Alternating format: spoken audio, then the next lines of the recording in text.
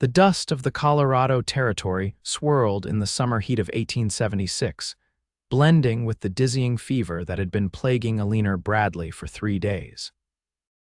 The stagecoach journey from Boston had been grueling enough without illness, but now each jolt of the wooden wheels sent spikes of pain through her pounding head. Her traveling companions, strangers, all had moved to the far side of the coach, murmuring about consumption and quarantine with fearful glances in her direction. Eleanor pressed a handkerchief to her mouth as another coughing fit seized her, the white cotton coming away spotted with red. The sight made her stomach lurch. She had come west to escape death, not to find it on the trail to Silvercreek.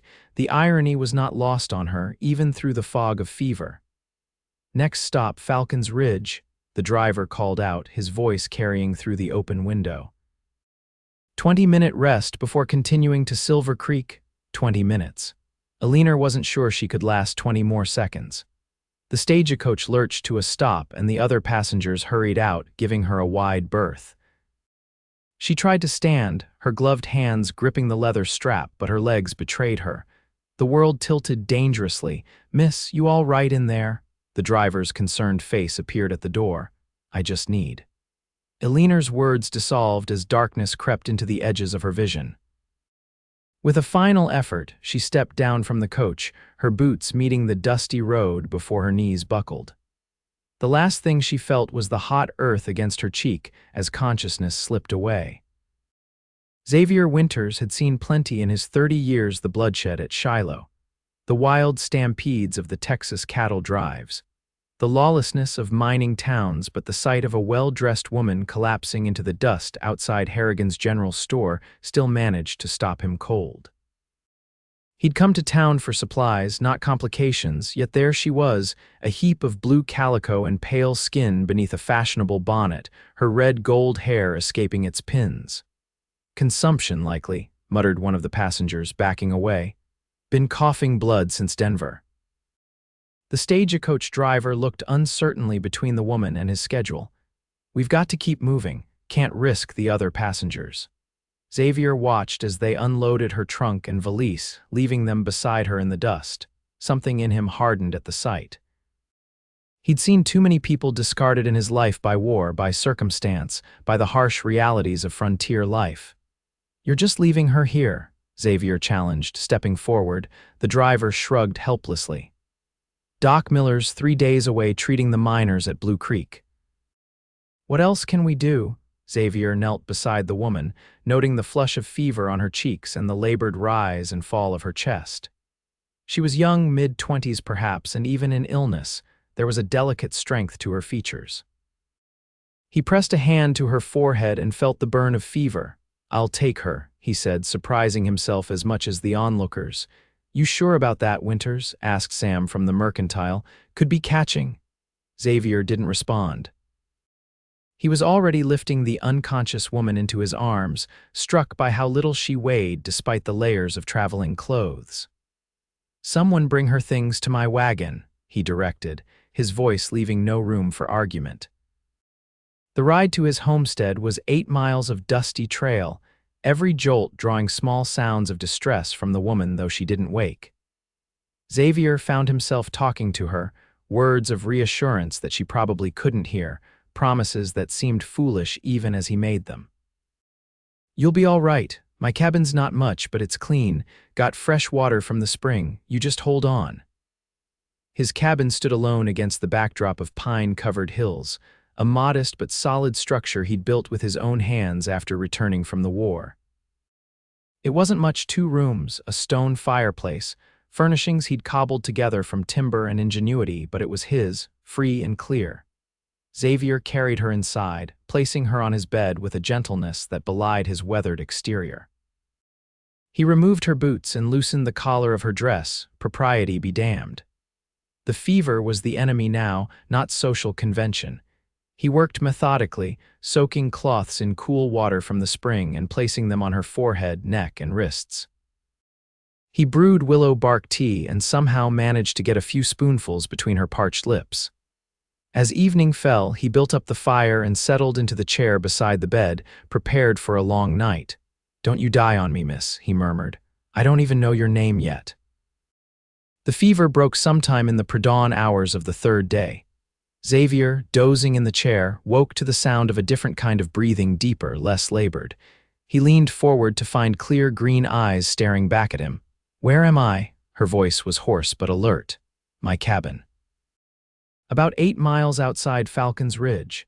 Xavier poured a cup of water from the pitcher beside the bed.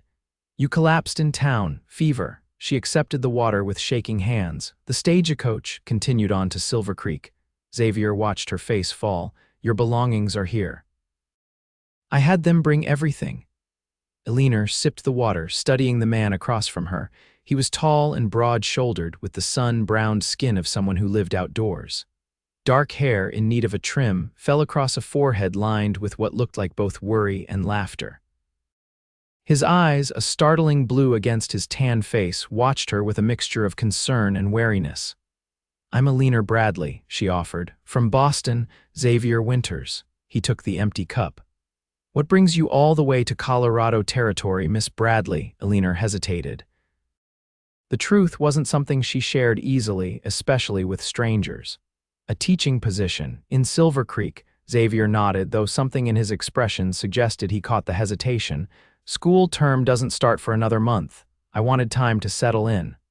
Another half-truth. She'd wanted time to recover, to build her strength before presenting herself as the capable schoolteacher they'd been promised. "Well, you've got some time to rest now," he said, rising. "I've sent word to Silvercreek about your delay. Fever's broken, but you're weak as a newborn colt. Won't be traveling for at least a week." "A week?" Eleanor tried to sit up, only to fall back against the pillows as dizziness overtook her. "I can't impose on you for a week. Surely there's an inn, nearest inn's in Silvercreek, and it's no imposition." Xavier moved to the fireplace, adding wood to the embers. "I'll make up a pallet for myself in the other room." "This is your bed." Eleanor looked down at the simple but clean quilt covering her. "I've taken your bed, only one in the house," he confirmed. "Don't worry about it." "I've slept on worse than my own floor." Eleanor felt the heat of embarrassment join the lingering warmth of fever in her cheeks. "I don't know how to thank you, Mr. Winters." "Xavier," he corrected, "and you can thank me by getting better. Now try to eat something." "Can't rebuild your strength on water alone." Over the next few days, Eleanor's strength gradually returned. Xavier proved to be a surprisingly capable cook, preparing simple but nourishing meals of game stew, cornbread, and biscuits. He was often gone during the daylight hours, tending to what she learned was a modest cattle operation, but he always returned by evening, bringing fresh wildflowers once that made her blink back unexpected tears. "You didn't have to," she said, watching as he placed them in a mason jar beside the bed. "Cabin could use some brightening up," he replied with a shrug. "How are you feeling today?" "Better. I managed to sit by the window for an hour." She didn't mention how the simple act had exhausted her, or how frightening her continued weakness was. Her plan had been to arrive in Silvercreek with enough time to regain her health before the school term began. Now she worried she might not be strong enough even with this additional recovery time. Xavier seemed to read her thoughts. "It takes time. Fever like that drains a person." "I don't have much time," she admitted. "The school board in Silvercreek is expecting a robust, capable teacher." "Not an invalid." "You're hardly an invalid," Xavier countered, settling into his chair. "You're recovering. There's a difference." Eleanor studied him, this quiet man who'd appended his life to care for a stranger. In the flickering light of the oil lamp, the sharp angles of his face softened. "Why did you help me?" she asked suddenly. Xavier was silent for a long moment. "War taught me enough about watching people die. Didn't need to see another one when I could do something about it." "You fought in the war, Union. Enlisted at 18. Spent 3 years seeing things no man should see." His voice was matter-of-fact, but Eleanor caught the shadow that passed over his features. "Is that why you came west? To forget?" A smile tugged at one corner of his mouth. "Came west because there wasn't much left for me back east. Family farm in Pennsylvania got sold to pay debts while I was away fighting. Figured I'd find my own piece of land out here." "And did you find what you were looking for?" Xavier glanced around the modest cabin. Found peace, that's worth something. By the end of the week, Eleanor was able to move around the cabin without assistance, though extended activity still tired her. She'd taken to sitting on the small porch during the afternoons, watching the play of light on the distant mountains. It was there that Xavier found her when he returned early one day, her face tilted toward the sun. "You're getting some color back," he observed, leading his horse to the water trough. Eleanor touched her cheek self-consciously. "I'm afraid I'm developing freckles. My mother would be horrified." "They suit you," Xavier said simply, and Eleanor felt a warmth that had nothing to do with the sun. That evening, as they shared a meal of rabbit stew, Eleanor found herself studying Xavier's hands, strong and capable, yet surprisingly gentle when helping her or changing the dressing on a cut she'd gotten. They were hands that had known violence but chose care. The realization stirred something in her. "Tell me about Boston," Xavier said, breaking the comfortable silence. "What made you leave?" Eleanor set down her spoon, considering how much to reveal. "My father died last winter, influenza. It changed everything. I'm sorry." "Thank you." She traced the grain of the wooden table with her finger. "He was a professor at Harvard. When he passed, we discovered he'd made some poor investments. The house had to be sold to settle debts. And you became a teacher." Eleanor nodded. "I'd assisted in a schoolroom before, but never as the primary teacher. When I saw the advertisement for Silvercreek, it seemed providential, long way to travel alone. Perhaps, but I needed a fresh start somewhere no one knew me as poor Professor Bradley's daughter." The bitterness in her voice surprised even her. Xavier studied her for a moment. "We all have our reasons for seeking new beginnings." The next morning, Eleanor awoke to find a book on the table beside the bed, a worn copy of Whitman's Leaves of Grass. A pressed wildflower marked a page. "I thought you might be missing books," Xavier explained when she thanked him. "It's not Harvard literature, but it's perfect," Eleanor assured him, touched by his thoughtfulness. "Do you read poetry often?" A hint of color touched his cheekbones. "Not as often as I should." "That was my mother's. One of the few things I brought west." That afternoon, Eleanor read aloud from the book as Xavier mended a bridle on the porch. The simple domesticity of the scene struck her with unexpected force. In Boston, her days had been filled with social calls, charitable committees, and the thousand small obligations of her station. Here, watching the sun sink toward the mountains as poetry filled the air between them, she felt a freedom she'd never known. "Do you miss it?" Xavier asked after she finished a passage. "Your life in Boston," Eleanor considered the question. "I miss certain things: books, music, conversations about art and philosophy." She looked out at the vast landscape before them, "But I don't miss feeling trapped by expectations. Out here, it's as if I can finally breathe, even with the fever." There was a hint of teasing in his voice. "Even with the fever," she confirmed with a smile. That night, Eleanor dreamed of dancing in a Boston ballroom that somehow transformed into an open meadow under stars. When she woke, the memory of Xavier's arms around her lingered, though he'd never touched her beyond what was necessary for her care. On the 10th day of her stay, Xavier announced that he needed to ride into town for supplies. "Would you like to come?" he asked. "The ride might be good for you. We could see about arranging transportation to Silvercreek if you're feeling strong enough." Eleanor felt a pang at the thought of leaving. "I suppose I should. The school board will be wondering what's become of me." "I sent word," Xavier reminded her.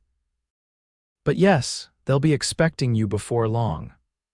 The journey to town was slow, Xavier keeping the wagon at an easy pace for her benefit. Eleanor found herself cataloging the landscape, committing to memory the way the light filtered through the pines, how the creek curved around boulders, the distant silhouette of mountains that had become familiar to her from the porch of Xavier's cabin. Falcon's Ridge was little more than a cluster of buildings serving the surrounding homesteads and as a way station for travelers heading to larger settlements. As they pulled up to the general store, Eleanor was acutely aware of curious eyes following them. "Folks around here don't get much excitement," Xavier explained as he helped her down from the wagon.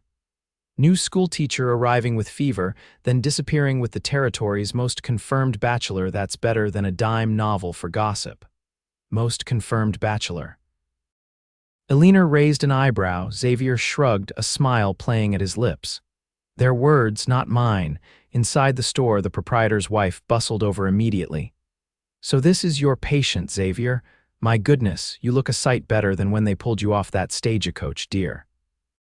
I'm Martha Harrigan. Eleanor Bradley. Thank you for your concern, Mrs. Harrigan.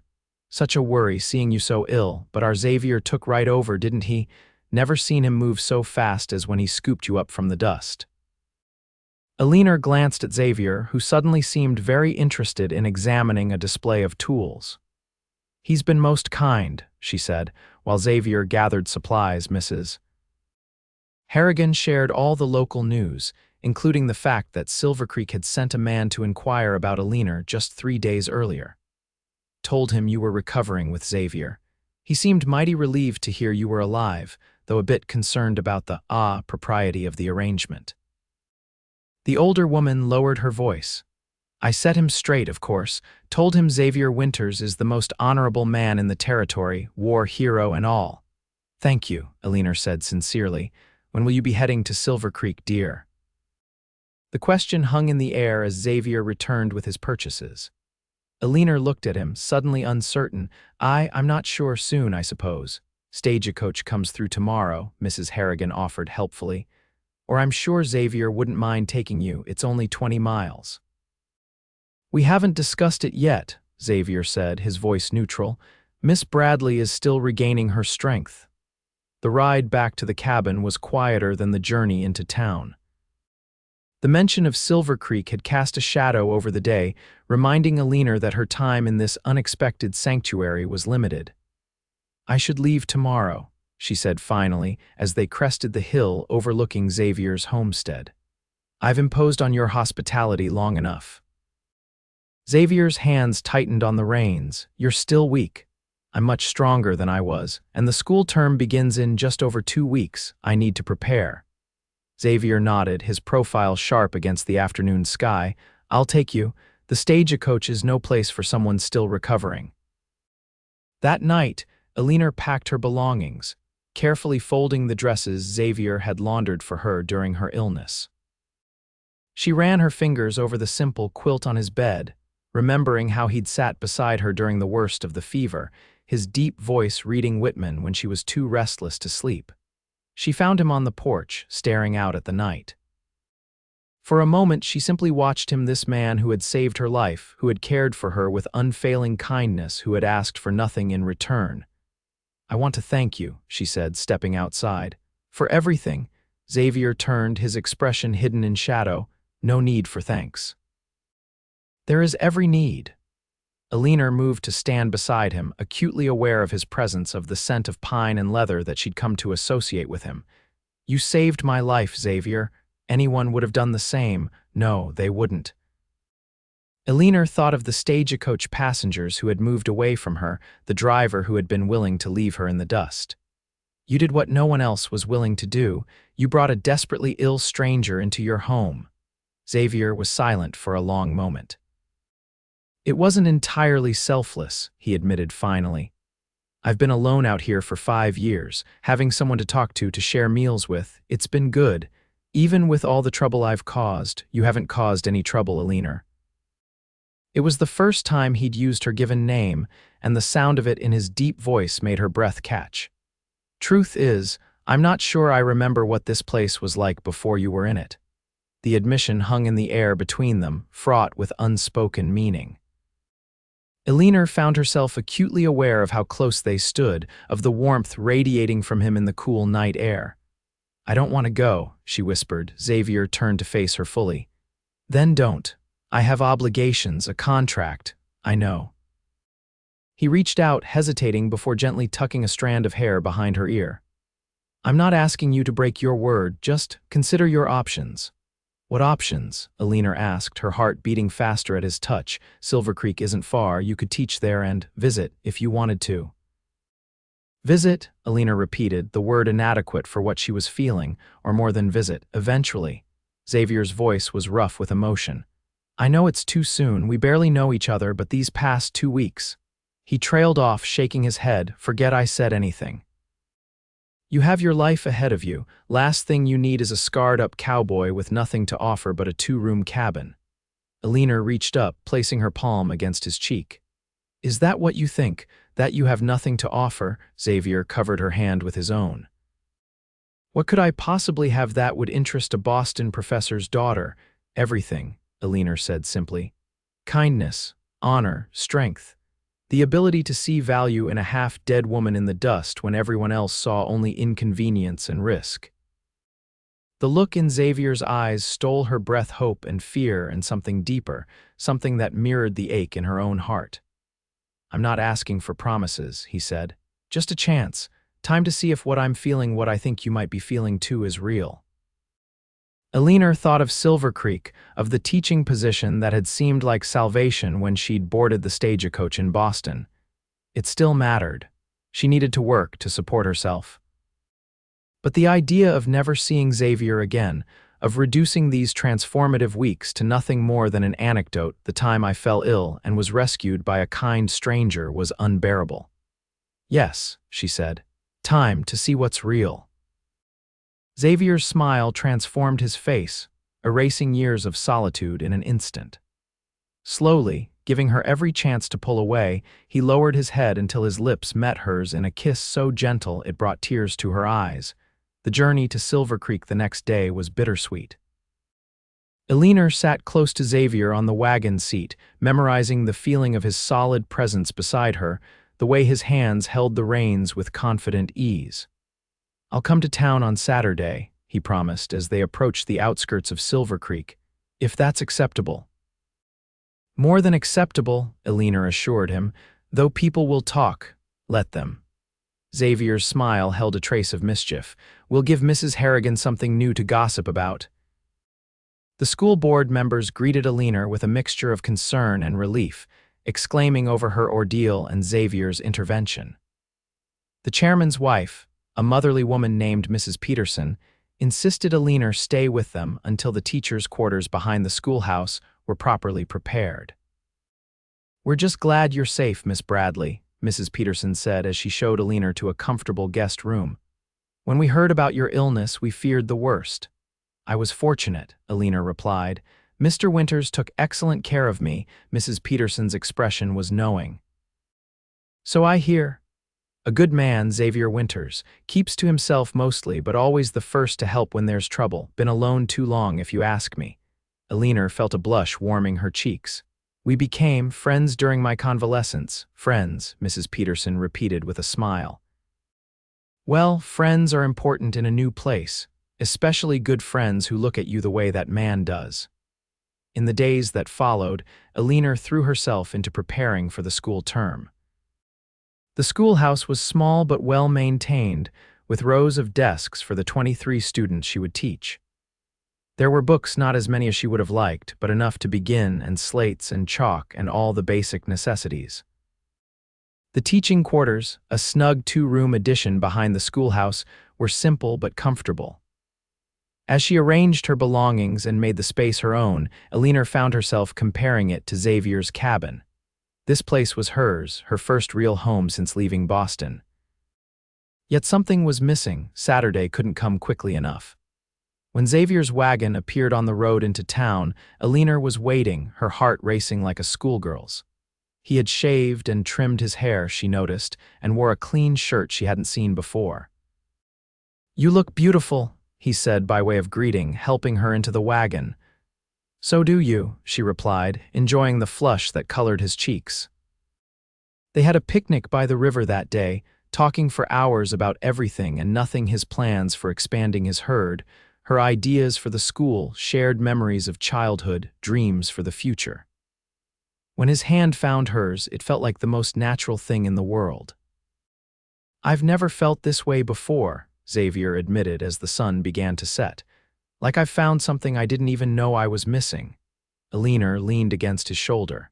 I came west looking for a new beginning. I never imagined it would start with fainting in the dust. Best thing that ever happened to me, Xavier said, pressing a kiss to her hair. The school term began, and Eleanor discovered she had a genuine talent for teaching.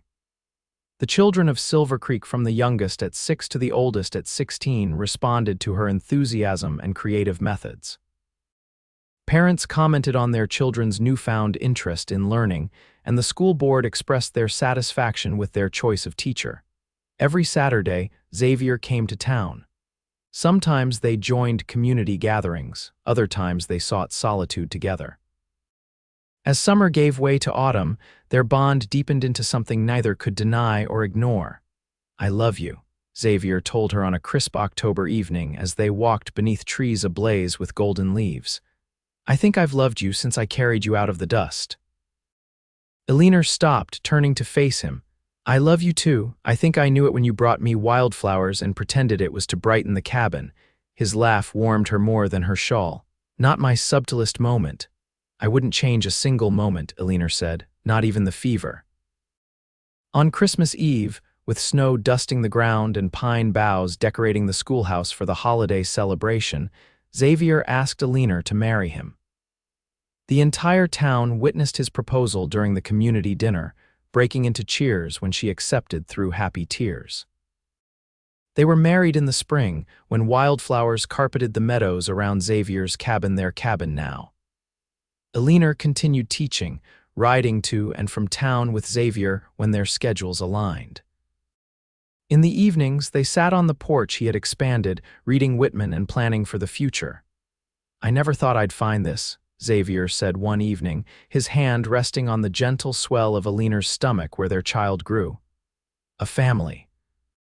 A woman who sees me, all of me, and loves me anyway." "Not anyway," Eleanor corrected, covering his hand with hers. "Because of who you are, the man who couldn't leave a stranger suffering in the dust." Years later, when their children asked how they met, Xavier and Eleanor would exchange a look filled with private meaning before beginning the tale. "It was the summer of 1876, and your mother fainted in the dust from fever."